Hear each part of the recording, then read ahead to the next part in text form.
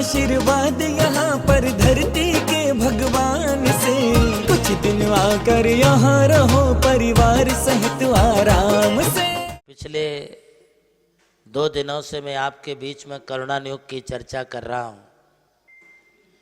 यह एक ऐसा अनुयोग है जिस अनुयोग ने हमारे जीवन के अच्छे और बुरे परिणामों का फल हमें उसी जीवन में प्राप्त होते हुए दिखलाया है। आचार्य देव कहते हैं कि लोकालोक विभक्ते, लोक और आलोक की बात जहाँ तक आती है, उस लोक में अनेक प्रकार के मनुष्य अनेक प्रकार के स्वभाव और विचारधाराओं को लेकर के रहते हैं, चलते हैं। नियम सार में आचार्य कुंद कुंद देव कहते हैं, नाना जीवम नाना कम्मम नाना हवे लद्दी है।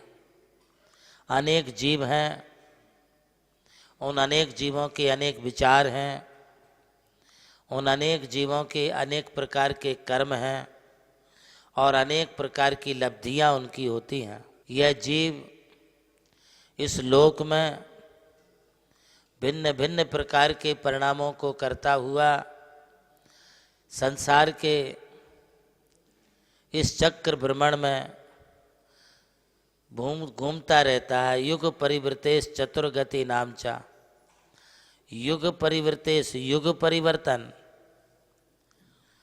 20 कोटा कोटि वर्ष का एक कल्प काल होता है, 10 कोटा कोटि सागरूपम वर्ष का एक कल्प होता है। ये उत्सर्पणी और अवसर्पणी संबंधी जो काल हैं, जिसमें जीव की अवनति और उन्नति होती है, वही अवसर्पणी उत्सर्पणी काल है। जब जीव आयु बल ऐश्वर्य एवं बुद्धि जिसमें घटती जाती है, उसे अवसर्पणी काल समझना चाहिए।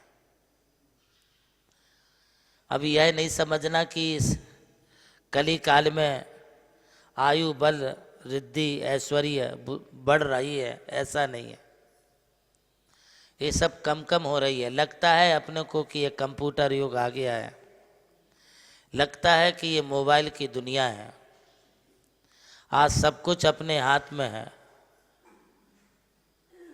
मुट्ठी, सारी दुनिया मुट्ठी में आप कहते हैं, किंतु मोबाइल पकड़ लेने से, कंप्यूटर में प्रवेश कर लेने से आप बहुत बड़े ज्ञानी और बहुत बड़े विद्वान नहीं हो गए। भगवान आदिनाथ के बाद ये काल धीरे धीरे कम होता गया। तीर्थंकरों तक किसी प्रकार की कोई केवल ज्ञान सर्वज्ञता में कोई तरतम्यता नहीं थी, किंतु भगवान महावीर स्वामी के पश्चात जब 5 श्रुत केवली हो गए, अंतिम श्रुत केवली भगवान भद्रबाहु श्रुत केवली हुए, उसके बाद तो बड़े बड़े धुरंधर आचार्य भी हुए हैं। उनका भी ज्ञान धीरे धीरे धीरे धीरे कम होता गया, क्षोभसम कम हो गया, विशुद्धि कम होती गई, बल पौरस ऐश्वर्य ये भी आयु ये सब धीरे धीरे क्षीण होता गया।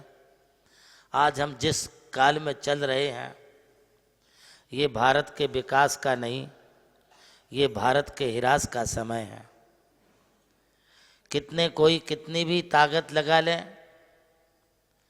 और कितना भी तकनीकी के साथ में काम करें, किंतु इस होनहार और भवितव्यता को कोई टाल नहीं सकता है।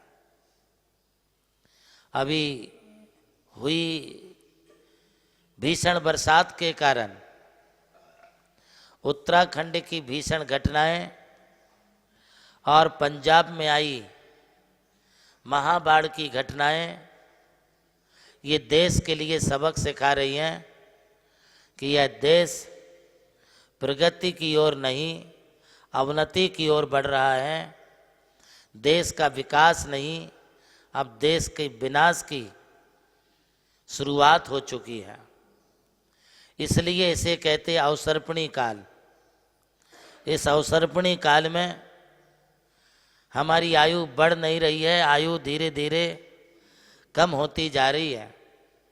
इस अवसर्पणी काल में तुम्हारा बल, तुम्हारा वीर्य, तुम्हारा ऐश्वर्य, तुम्हारी बुद्धि ये बढ़ नहीं रही है, धीरे धीरे तुम्हारी बुद्धि घटती जा रही है।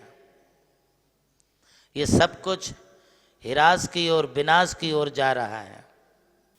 नमोकार स्टार प्रतियोगिता हमारा एक सर्वे था जिसमें हमने पाया कि वास्तव में आज भी हमारे देश में युवाओं में धर्म के प्रति बहुत रुचि बढ़ रही है, क्योंकि इस प्रतियोगिता के माध्यम से हमने जाना कि रोज हमारे लिए जो उत्तर आए हैं उसमें 80 से 90% उत्तर हमारे लिए युवाओं की तरफ से आए हैं।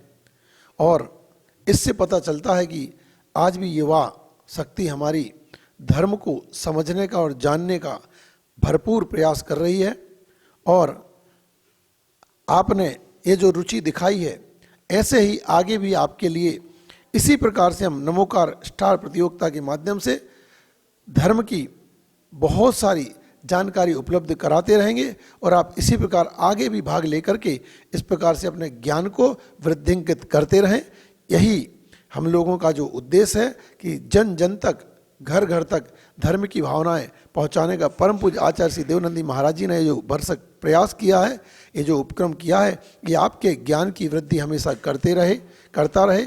इसी प्रकार से इस नमोकार स्टार प्रतियोगिता में आप हमेशा भाग लेकर के अपने इस ज्ञान को आगे बढ़ाते रहें, यही भावना मैं आप सबके लिए व्यक्त करता हूँ।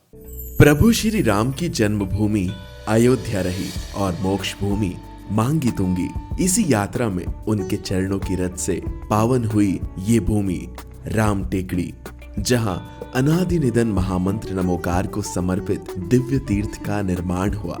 नमोकार तीर्थ जो स्थित है नासिक जिले की चांदवड़ तहसील के ग्राम मालसाने में, परम पूज्य गणाधिपति गणधराचार्य श्री कुंतु सागर जी महाराज के उत्तराधिकारी शिष्य परम पूज्य सारस्वताचार्य देवनंदी जी महाराज ने कई तीर्थों के जीर्णोद्धार के पश्चात एक ऐसे तीर्थ की परिकल्पना की कि जहां के दर्शन मात्र से ही जैन धर्म का ज्ञान हो सके, जिसके विशाल प्रांगण में प्रवेश करते ही दर्शन होते हैं विश्व के सबसे ऊंचे समोशरण के 108 फीट ऊंचा यह समोशरण बोलता हुआ समोशरण होगा, जो आधुनिक टेक्नोलॉजी पर आधारित होगा। इसकी परिक्रमा आप मिनी ट्रेन और नौका विहार के माध्यम से भी कर सकेंगे। समोशरण में भूतल पर कलिकुंड पार्श्वनाथ भगवान और पद्मावती माता के 24 स्वरूप विराजमान है। प्रथम तल पर चंद्र प्रभु भगवान की 32 फीट ऊंची अति मनोहर पद्मासन प्रतिमा विराजमान है।